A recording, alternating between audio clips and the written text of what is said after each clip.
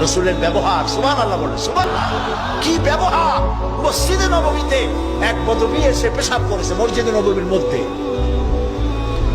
আচ্ছা কন্ত, এই মোমেন শাহীতে মসজিদের মধ্যে না, মসজিদের বাইরে দাঁড়াইয়া দেওয়ালের উপরে যদি কেউ পেশাব করে আপনি কি করবেন? জি বুঝতে পারছি আপনারা কি করবেন, চেহারা দেখি বোঝা যায় আপনারা কি করতে পারেন। মসজিদের ভেতরে পেশাব করতেছে রসুলের সামনে, সাহাবায়ে কেরামদের চোখ মোটা হয়ে গেছে, ভাবখানা এই রসুল পারমিশন দেন অনেক জম্মের মতো পেশাব করাই দেয়।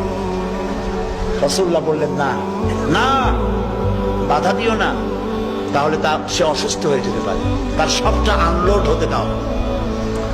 সবটা শেষ হইল, রাসূলুল্লাহ তাকে কাছে ডাকলেন, দেখে বললেন তুমি যে কামটা করলা তুমি কি জানো এটা কি?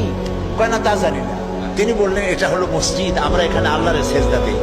তোমার যখন এই কাজের দরকার হবে তখন বাইরে গিয়ে করবা। তোমাদের উপাসনালয় আছে না? কয়টা আছে, তো সেইখানে যদি এই কাম কেউ করে তাহলে তোমার কেমন লাগবে? এই কাজটা কখনো করবা না।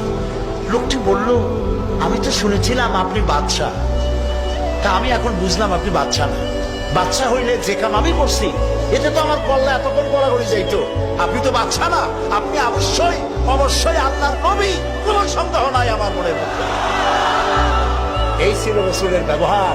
রাসূলুল্লাহ সাহাবীদের দিকে তাকায় বললেন ইন্নামা বুইসতুম মুয়াসসিরিন, ও সাহাবীরা আল্লাহ তোমাদেরকে পাঠাইছেন মানুষের কাছে দ্বীনকে সহজ করার জন্য, কঠিন করার জন্য নয়।